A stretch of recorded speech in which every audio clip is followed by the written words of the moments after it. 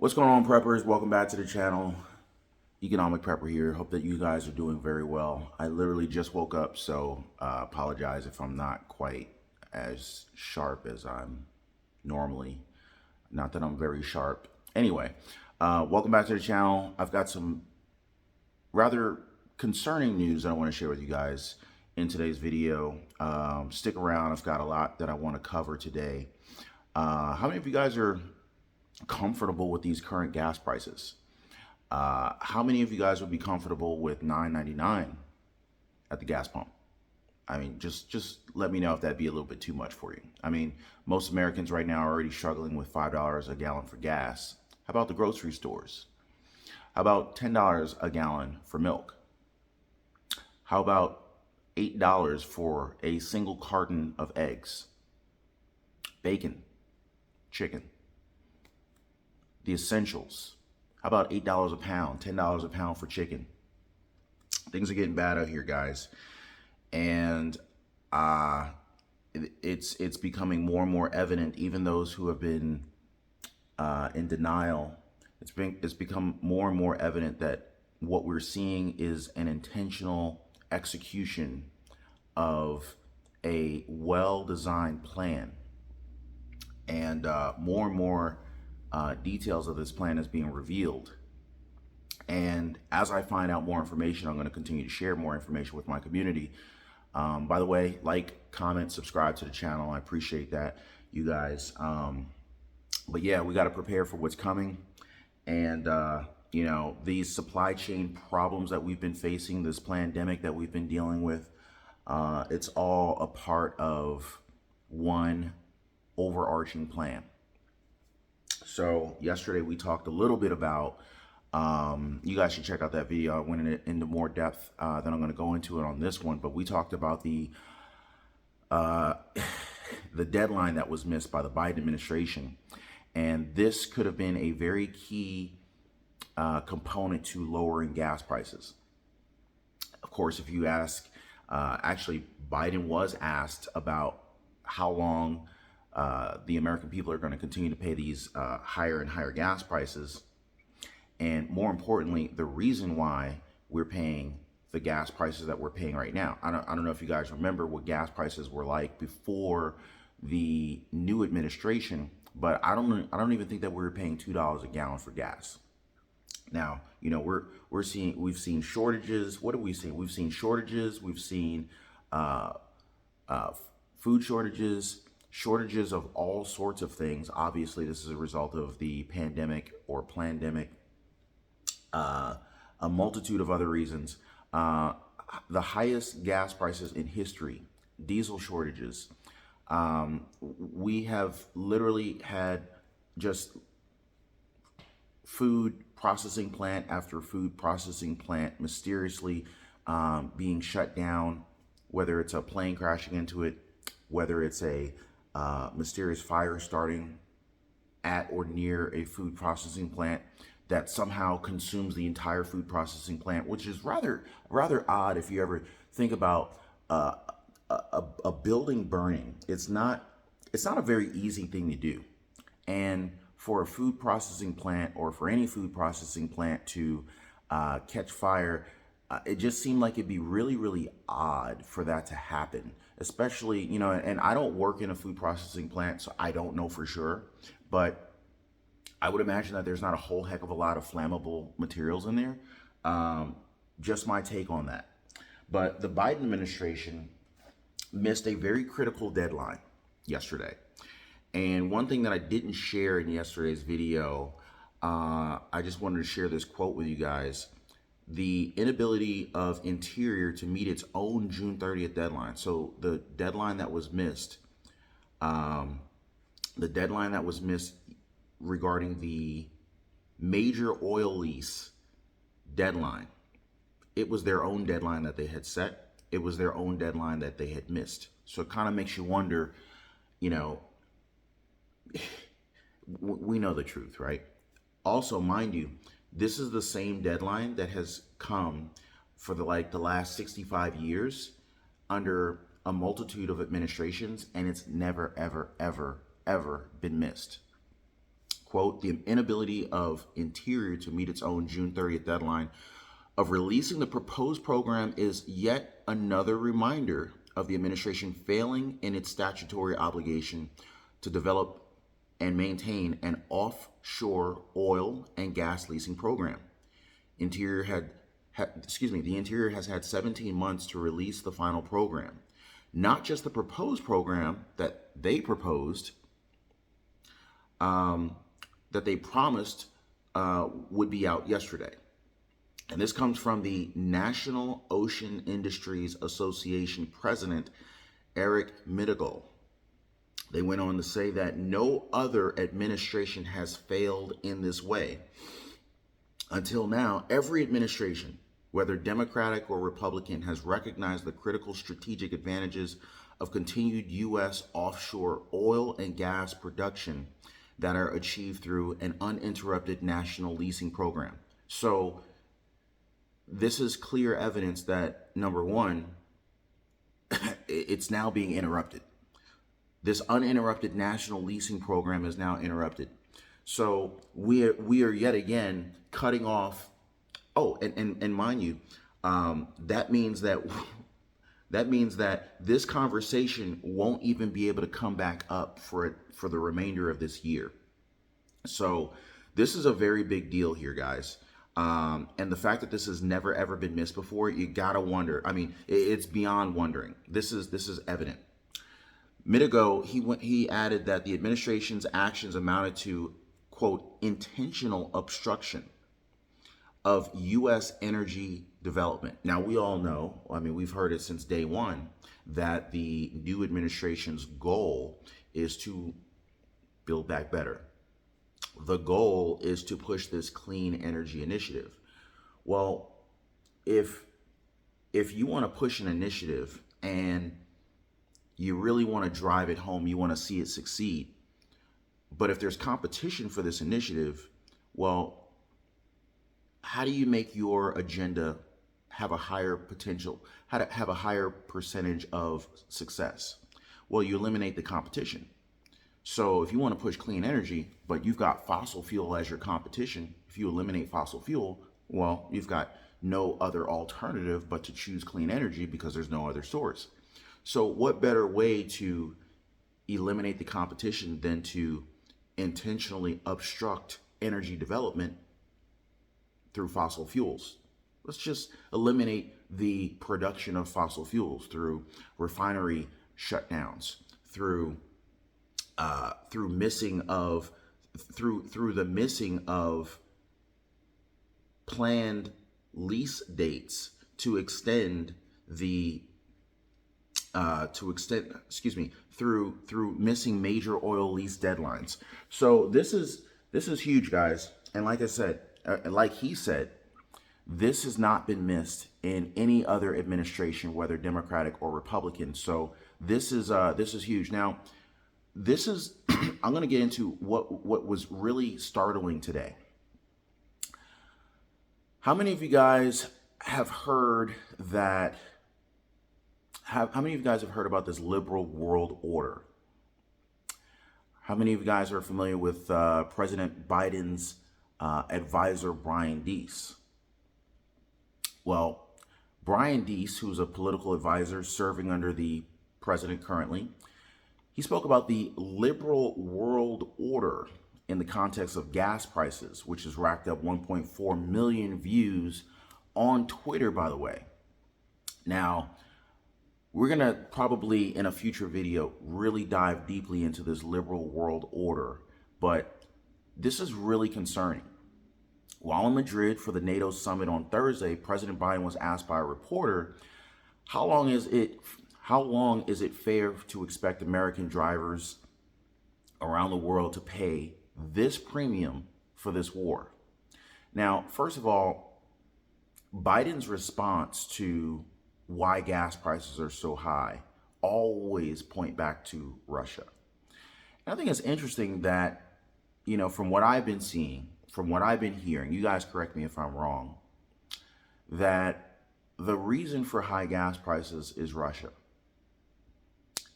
It's not the pandemic shutdown. It's not refineries shut down. It's not all sorts of other crises that could impact oil prices. It's always pointing back to Russia. I think that's a little bit interesting. But Biden's response was, quote, as long as it takes. And he stressed that Russia could not be permitted to win the war. So just really interesting here. Now, Deese, who is the director of the National Economic Council, he was being interviewed by CNN on Thursday. And he referenced Biden's comments when he was asked what he would say to American families who can't afford to pay gas prices such as $4.85 a gallon for the months or years that it would take for Russia and Ukraine to end the war. Now, first of all, these guys, they don't have to worry about gas prices. They don't have to worry about food availability in grocery stores. They're not shopping in Kroger. They're not shopping in Walmart and Costco and Sam's Club. They're not doing any of that. These guys are good. They've got bunkers that they can survive in and withstand any kind of massive scale catastrophe that the average American would face. They're not worried about what we would be faced with. So Deese said, well, you heard, and this is coming from Deese. He said, quote, well, what you heard from the president today was a clear articulation of the stakes. And he went on to say that this is about the future of the liberal world order, and we have to stand firm. But at this time, what I would say to the family, to that family, and to Americans across the country is that you have a president and an administration that is going to do everything in its power to blunt those price increases and bring those prices down. How can you possibly just lie to us like this, right?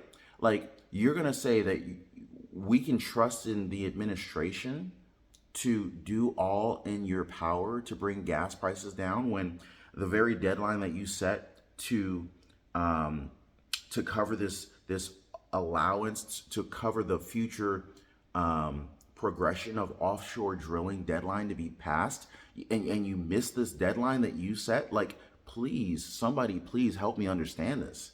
Like, nothing, I'm not seeing anything actively being done to bring down the price of gas, to bring down the price of gas, to bring down the price of diesel fuel, which affects all truckers, which affects everything that we're paying for in the grocery stores. Jobs are being lost. I mean, we're on the verge of an economic collapse at this time. On top of that, you've got the Federal Reserve raising interest rates. And this has literally historically been the precursor of some of the biggest recessions that we've ever seen in this country. So we're on the cusp of losing thousands of millions of jobs potentially. We've even heard from Fed Chair Jerome Powell, who's warned us of the impending increase in unemployment rates as a result of what they're doing. And they're planning this. This is, and they've come out and said this. So how can we believe what this guy is telling us here? I mean, he's saying that the administration is doing all in their power to blunt the price increases and bring down the prices, bring down the gas prices. But yet you miss a deadline that you set, which would have been a very integral component to lowering the price of gas going forward. So it's, say one thing to these people over here and then say something completely different to these people over here, I guess. I don't know. You guys let me know. So the Biden administration has been facing heavy pressure to combat the U.S. inflation, which just hit a 40-year high in May and has elevated the cost of products like gas, food, and clothing. President Biden has partially attributed rising costs to the Russian President Vladimir Putin's invasion of Ukraine. Sure, if you believe that if you want. I mean, I'm seeing more than partial blaming toward the Russian invasion of Ukraine in terms of the higher gas prices that we're facing. Now, according to World 101, which is an online course from the Council of Foreign Relations, this think tank said that the, quote, liberal world order refers to a series of international organizations and agreements to promote global cooperation on issues including security, trade, health, and monetary policy. So this is a worldwide, global, concerted effort that we're literally spiraling. We're in the center of this right now. It was created by world leaders in the wake of World War II in an effort to prevent the world from devolving into such violence again, and the U.S. has, quote, championed the system since. Now, these are some very, very powerful statements, and these are some very powerful organizations that are at play here. And we have to take these warning signs as massive alert signals to prepare. I've got a lot more that I want to share with you guys. I might drop a video later on today, but I just want to get some feedback from you guys.